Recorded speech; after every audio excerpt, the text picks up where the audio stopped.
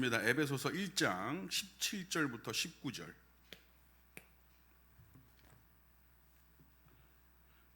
그런데 그 옆에 그 오토바이 이렇게 막 부릉하는 소리 있잖아요.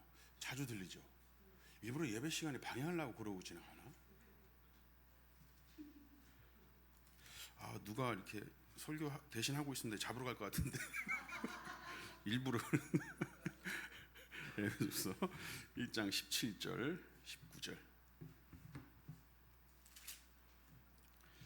제가 봉독해 올리겠습니다. 우리 주 예수 그리스도의 하나님 영광의 아버지께서 지혜와 계시의 영을 너희에게 주사 하나님을 알게 하시고 너희 마음의 눈을 밝히사 그의 부르심의 소망이 무엇이며 성도 안에서 그 기업의 영광의 풍성함이 무엇이며 19절 보십니다. 그의 힘의 위력으로 역사하심을 따라 믿는 우리에게 베푸신 능력의 지극히 크심이 어떠한 것을 너희로 알게 하시기를 구하노라. 아멘. 제가 몇 번 이렇게 고백을 해드린 적이 있는데, 제가 어렸을 때 다녔던 교회가 굉장히 약간 이 신사도적인, 그 중에서도 가장 높은 부류의 교회였었습니다. 신비주의적인, 은사주의적인 그런 교회였었거든요. 그 교회에서 어떤 부흥 강사님을 모시고 집회를 하던 중이었습니다. 각 집회마다 드린 헌금을 가지고 한 명 한 명 이름을 불러가면서 기도를 해주시던 분이었었어요. 거기까지는 좋았는데 예언을 해주신다고 하셔가지고 기도를 하시다가 예언을 해주시는 거예요. 예언. 그러니까 누구랄 것도 없이 일찍 와서 강대상에 올려진 헌금함에 기도 제목과 함께 이름을 크게 적어놓습니다. 저는 했을까 안 했을까요? 했죠. 얼마 되지 않는 용돈 그거 막 넣어가지고 이름, 제가 글씨도 잘 쓰지 않습니까? 이름 됐다 크게 적어가지고 냈죠. 그래서 저에 대해서는 어떻게 예언했을까요? 여러분 기억하실지 모르겠는데 저는 이름을 김진혁 누구야? 판사 이렇게 저 판사 된다고 예언하셨어요. 하나님께서 크게 쓰실 거라고. 여러분 이 특별 계시인 성경, 이 정경 66권이 완성된 이후에 하나님께서 사람에게 그런 특별한 계시를 통해 어떤 예언을 하고 이런 일들은 없어졌습니다. 여러분 그런 예언, 교회에서는 그런 예언 없어요. 그런 예언 있다고 한다면 제가 먼저 하나님께 매달렸을 거예요. 저 예언할 수 있게 해달라고. 여러분 그런 예언 없습니다. 이렇게 해석하시는 분들도 계셨어요. 제가 목사가 되고 나니까 말씀으로 판단하고 말씀으로 결정하는 하나님의 판사가 됐잖아. 이렇게 아멘 하지 마세요. 이거는 불분명한 예언에 점쟁이들이 해석하는 거예요. 이거는 점쟁이들이 예언했다는 건 집사님 저를 사랑하시니까 그죠? 네, 예언해서 그걸 아멘했다라는 건. 네. 그걸 바라고 또 그렇게 되리라 믿고 바라는 선포는 될 수 있습니다. 선포. 판사 될 거야. 나 그렇게 믿어. 뭐 그럴 수 있어요. 선포는 할 수 있습니다. 너 잘 될 거야. 네가 하고 싶은 가수 될 거야. CEO 될 거야. 변호사 될 거야. 그리고 이를 위해서 기도해주고 선포해주고 그런 건 있을 수 있습니다. 그러나 분명히 그렇게 될 거라고 하나님께서 말씀하셨다. 그런 계시는 없어요. 여러분 없어. 하나님께서 어떻게 쓰실지에 대한 기대는 여러분 스스로 하시면 됩니다. 누굴 찾아가셔서 기도 받으시고 이거는 점쟁이한테 가는 거나 똑같은 거예요. 없어요. 여러분 그런 때를 지나왔을 때 그때 우리 부모님의 기도는 어디에 맞춰져 있었을까요? 판사가 되는 데 맞춰져 있었겠죠. 판사. 그런데 어떻게 해요? 그 소녀는 집을 나가버립니다. 망가져가지고. 이후로도 여러 번 꿈이 바뀌고 뭐 기대가 바뀌면서 내용이 열심히 달라지긴 했습니다.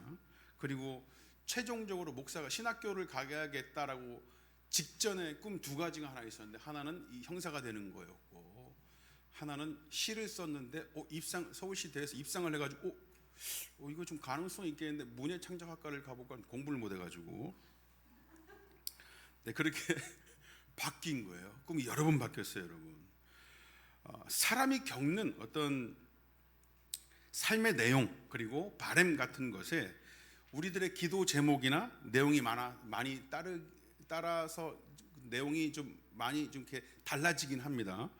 그런 의미에서 오늘 읽은 본문에서 사도 바울이 에베소 교인들을 위해서 기도하는 내용을 보면 평소 에베소 교인들이 더 가지고 누리고 있었으면 하는 그런 바람을 담아놨다고 볼 수 있어요. 에베소서 1장 16절에 내가 기도할 때에 기억하며 너희로 말미암아 감사하기를 그치지 아니하고, 그러면서 기도 제목들에 대해서 17절부터 얘기하고 있잖아요. 우리 주 예수 그리스도의 하나님 영광의 아버지께서 지혜와 계시의 영을 너에게 주사 하나님을 알게 하시고, 그러면서 기도 제목들을 그렇게 말씀드리고 있습니다. 제가 표현하기를 조금 전에 제가 더 가지고 누렸으면 하는 내용이라고 말씀을 드린 이유가 있습니다. 기도 제목이라는 게 전혀 가지고 있지 않은, 그러니까 나에게서는 없는 부분에 대한 간절한 소망을 담아서 기도하고 간구할 수 있습니다. 그러나 지난주에 우리가 나눈 말씀을 통해서 에베소 교인들은 모든 성도를 향한 사랑이 있는 자들이었다는 사실을 알았습니다. 그리고 또는 믿음이 좋다는 것도 알았습니다. 그 정도면 괜찮다는 게 아니라 사도 바울이 그 생각만 하면 니들의 좋은 믿음. 자, 우리 그 15절이나 16절 말씀 보면 너희 믿음과 모든 성도를 향한 사랑을 나도 듣고, 그러면서 거기에 대해서 그 생각만 하면 감사하기를 그칠 수 없을 정도다라고 얘기했었어요. 에베소 교인들만 생각하면 너무 믿음이 좋아. 모든 성도를 너무 사랑해. 너무 완벽해. 너무 감사하죠. 여러분 생각만 해도 감사의 제목이 된다는 겁니다. 계속 감사할 수 있는 이유는 우리의 바람대로 이루어졌을 때 그렇잖아요. 그렇죠? 우리의 바람대로 되었을 때 기도 열심히 하고 바람이 있었는데 잘 됐어. 그대로 됐어. 너무 감사하잖아요. 에베소 교인들의 성정으로 볼 때 평소 모든 성도들을 사랑하고 좋은 믿음을 가질 만한 자라는 사실을 알고 사도 바울도 그걸 위해서 기도하고 있었는데, 바라고 있었는데, 정말 자신이 에베소 교회를 떠나고 난 다음에 에베소 교회 성도들에 대한 소문을 들어보니까 정말 이 인간들의 믿음과 모든 성도를 향한 사랑의 수준은 정말 상상을 초월하더라. 너무 감사해. 생각만 해도 감사하더라.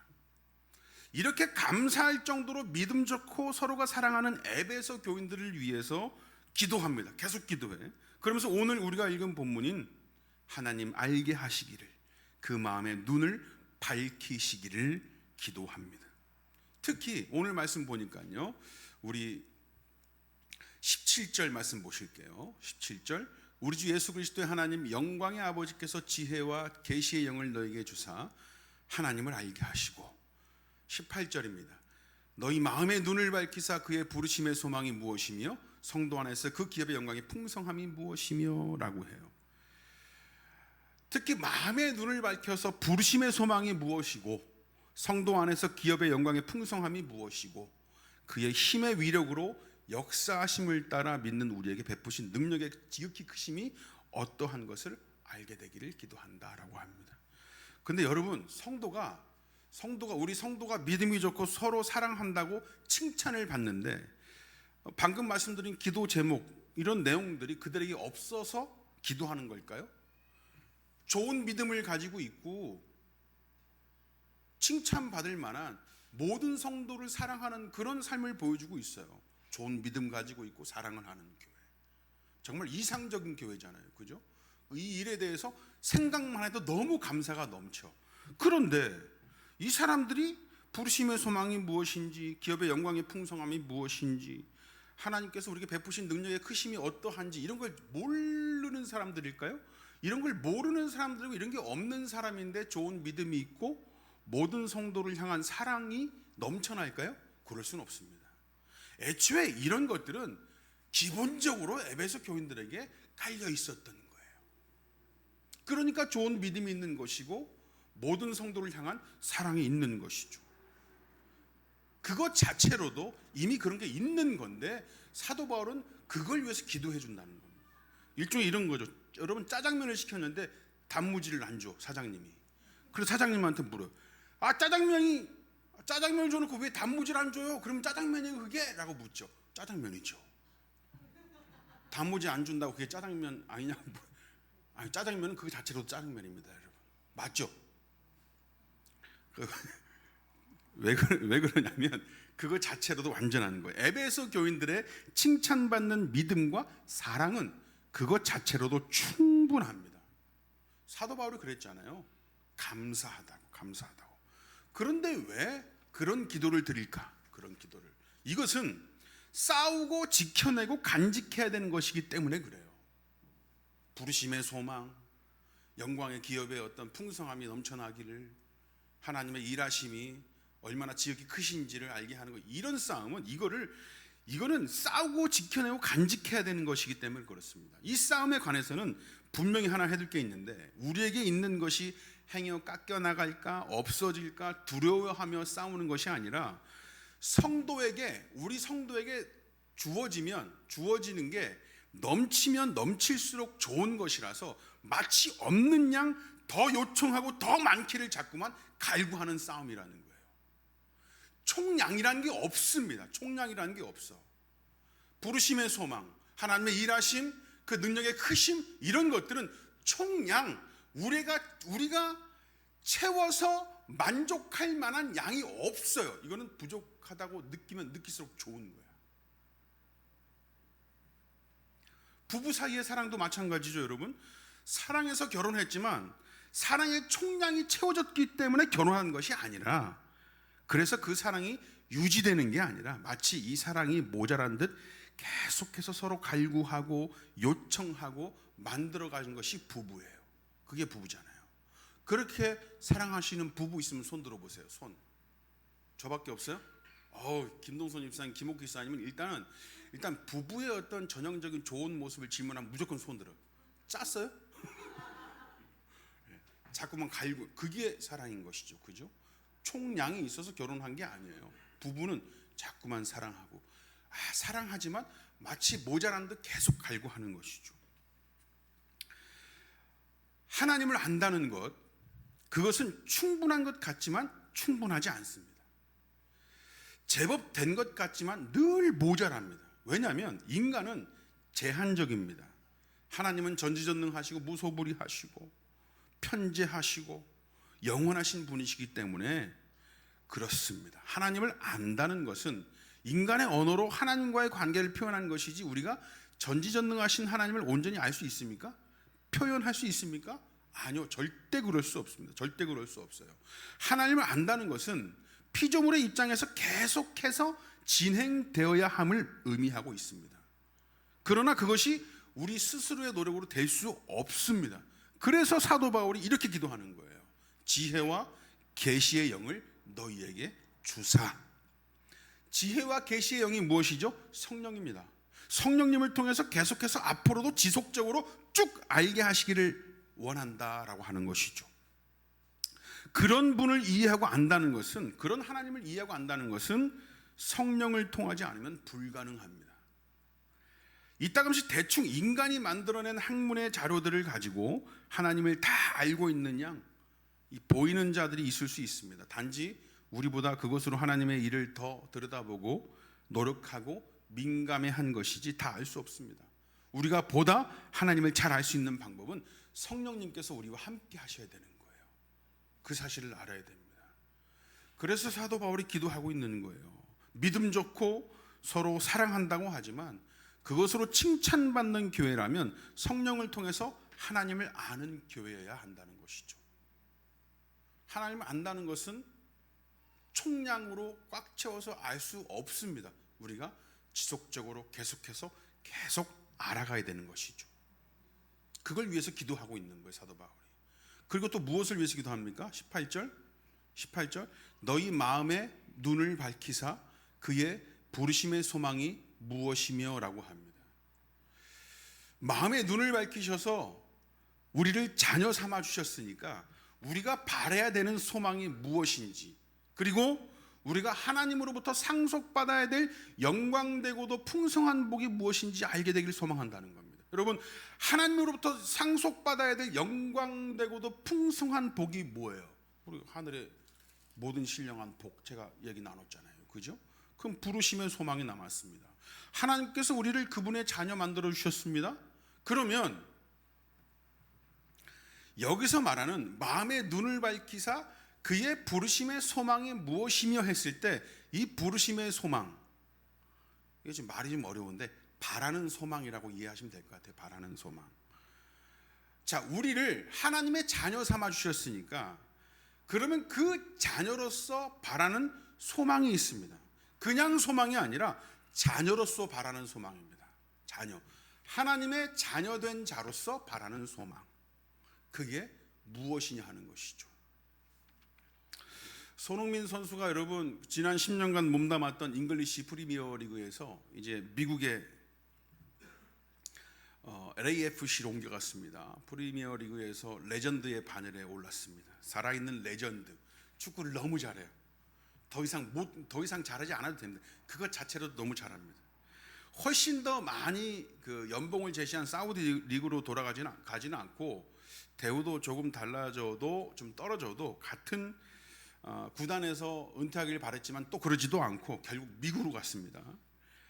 왜 미국으로 갔느냐? 뭐 이런저런 이유들은 있어요. 그래도 좀 이렇게 누리고 싶은 삶이 좀 있고 아니면 또 뭐 이런저런 뭐 이유들이 많은데 제 눈에 가장 띄었던 이유 중에 하나, 그러니까 이런 게 잠깐 인터넷 언론에 뜬 적이 있었는데 내년 월드컵이 북중미 월드컵이거든요. 미국하고 멕시코 이런 데서 열리는데 손흥민이 나이도 있고 하니까 내년 미국 리그에서 뛰면서 장시간 이동할 필요 없이 현지에서 적응도 하고 몸 관리도 해서 나라를 위해서 월드컵에 나서고 싶다.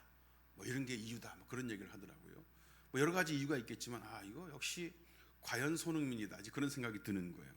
축구 선수의 소망은 당연히 축구를 위하겠죠. 그죠? 손흥민의 소망은 월드컵 때 축구를 잘하는 것 그거였었어요. 그렇다면 여러분 부르시면 바라는 소망, 하나님의 자녀된 자로서의 바라는 소망은 무엇이어야 될까요? 축구 선수의 소망은 축구 더 잘하는 거, 축구 잘하게 되는 것이고 하나님 자녀로서 바라는 소망, 하나님 자녀답게 사는 것이겠죠. 그렇죠? 왜 이렇게 어렵게 생각해요? 다 표정이. 우리가 함께 봤던 말씀에 힌트가 있는데 1장 4절 말씀 한번 보시겠습니다. 1장 4절.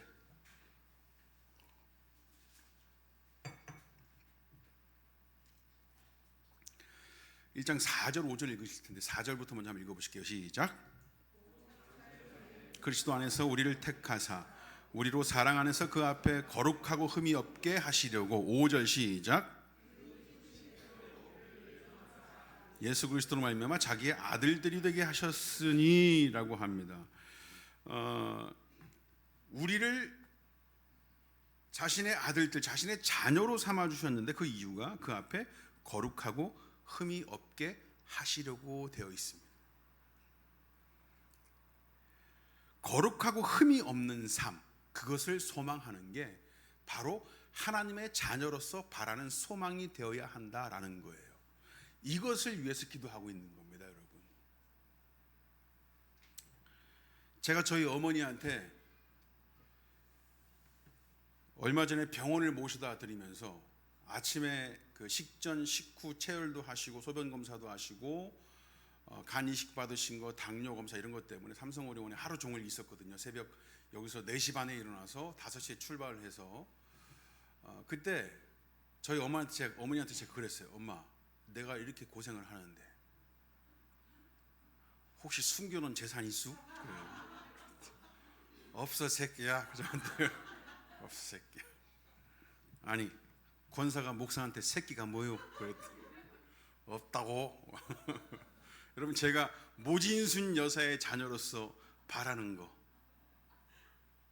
그냥 우리 엄마 숨겨놓은 재산이라도 좀 있으면 여러분 보통 자녀들이 바라는 삶 좀 이렇게 원하는 것 좀 그런 것 좀 없어요? 저만 있어요 여러분? 있죠 그죠? 그 없다고 그러면 그분은 예수님이 내가 볼 때 예수님. 보통 사람의 자녀라고 한다면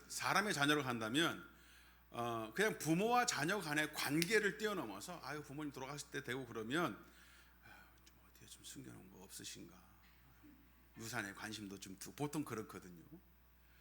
근데 여러분 우리가 성도라고 하는 사람들은 하나님의 자녀라고 합니다. 하나님의 자녀. 근데 하나님의 자녀로서 바라야 되는 소망은 어디 숨겨놓은 재산 없어 이게 아니라 거룩하고 흠이 없는 삶을 소망해야 된다. 막 진짜 재미없죠. 그렇죠? 여러분의 삶의 목적은 거룩하고 흠이 없는 겁니다.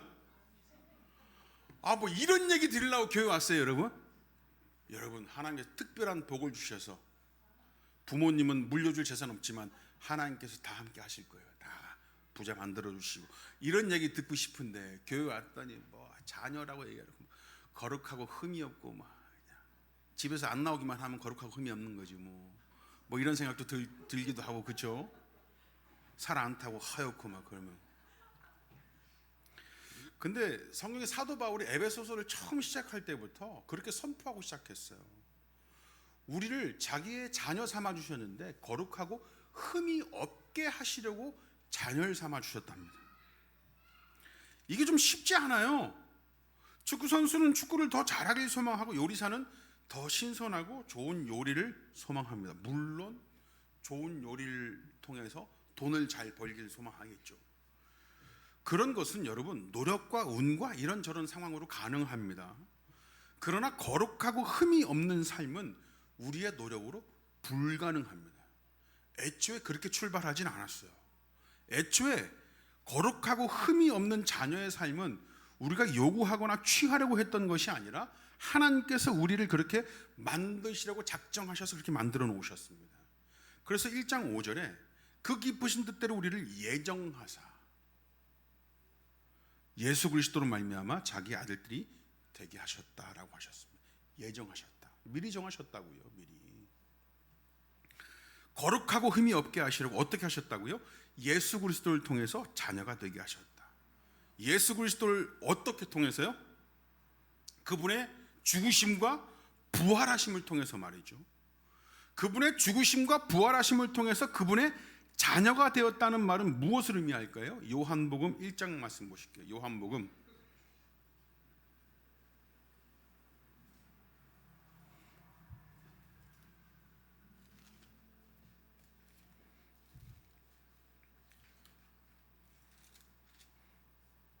요한복음 1장 12절 말씀입니다. 요한복음 1장 12절.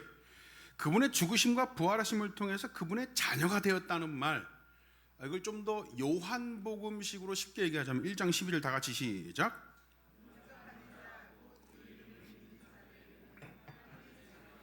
권세를 주셨으니 그 사실을 어떻게 해요? 믿는 겁니다. 믿는 거. 여러분들 이 사실이 믿어지지 않으면 자녀가 아니에요. 자녀가 아닙니다. 다시 한번 묻겠습니다. 하나님의 자녀로서 우리가 무엇을 소망해야 될까요? 자녀답게 사는 것을 소망해야 되겠죠. 1장 4절 말씀처럼 거룩하고 흠이 없는 삶을 소망해야 됩니다. 거룩하고 흠이 없는 자가 되게 하기 위해서 하나님께서 그리스도를 통하여 우리를 자녀 삼아 주셨습니다. 그리스도를 통한다는 것은 그분의 죽으심과 부활하심으로 말미암아 가능하다. 그리고 이 사실을 믿어야 한다.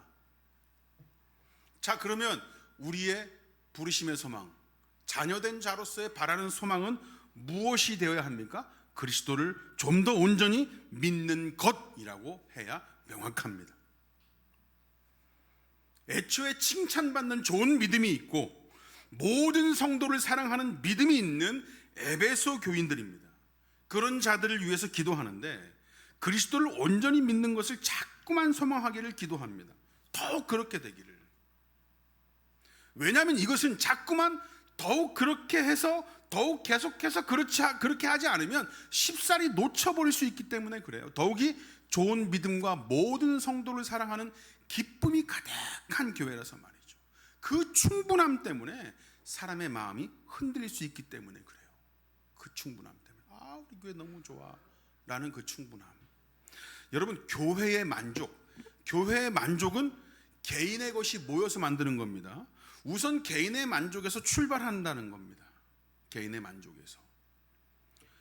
교회가 충분하고 교회가 만족되려면 개인이 만족하고 충분해야 되는 거예요.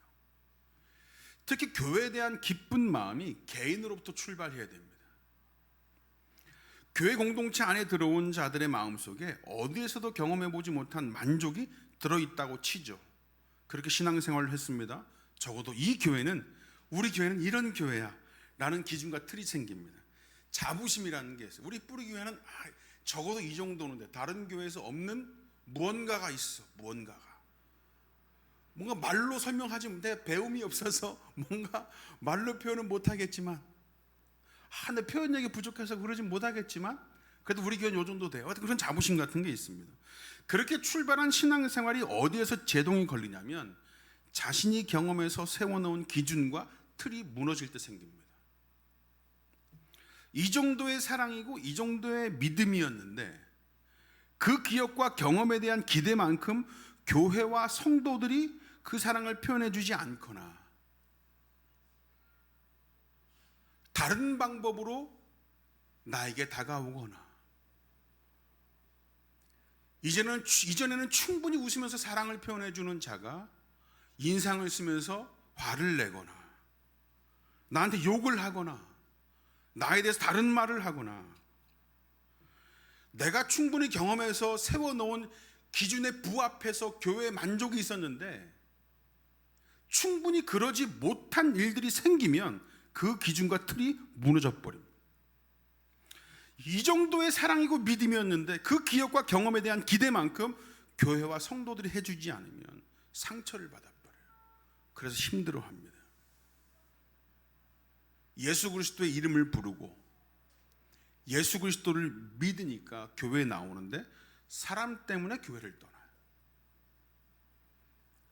예수님이 좋다고 고백을 하고 말씀 안에서 하나님을 발견하는 일이 기뻐서 교회가 충분하다. 그분이 주시는 사랑, 그분이 빚어가신 우리 교회의 모습이 너무 좋다. 그분의 일하심을 찬양하며 신앙생활을 하지만 사람 때문에 상처를 받아요. 왜 그러냐면 연약해서 그렇습니다. 연약해서. 좋은 믿음과 모든 성도를 향한 성도를 향한 사랑이 사랑을 하는데 더 그러하기를 노력하는 쪽보다 그걸 받는 걸 좋아하는 입장에 있으면 그래요. 사도 바울은 보다 성숙하고 강해지기를 위해서 기도한 겁니다. 더욱 그러하기를. 이러나 저러나 상처받는 연약한 이들을 품어야 되니까. 교회에는 늘 연약한 이들이 있습니다. 근데 그 연약한 이들을 보고 빨리 좀 이렇게 막 북돋고 다독이고 막 다그쳐서 우리만큼 올라오기를 위해서 기도하는 것이 아니라 늘 그런 연약한 이들이 있으니까 좋은 믿음과 성도를 향한 사랑이 있는 강한 너희들이 더욱 그러하기를 위한다. 더욱 그러해 주기를 바란다.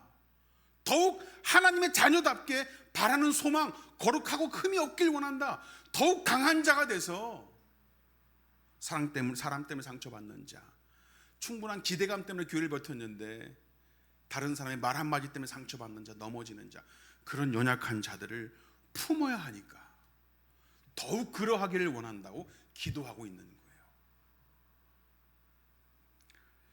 그리스도를 더욱 간절히 잘 믿기를 소망하셨으면 좋겠습니다. 여러분 잘 믿고 계시죠? 좋은 믿음 가지고 계시고 모든 성도를 향한 좋은 사랑을 가지고 있는 줄 압니다. 그러나 더욱 그렇게 되기를 간절히 원했으면 좋겠어요. 거룩하고 흠이 없는 자 되기를 소망하셨으면 좋겠습니다. 받고 누리는 자리에서 베풀고 품는 자로 자라고 더욱 그러하기를 원합니다. 그래서 좋은 믿음과 모든 성도를 사랑하는 데에 더욱 앞장서고 더욱 단단해지는 우리가 됐으면 좋겠습니다. 기도하겠습니다. 하나님 감사합니다.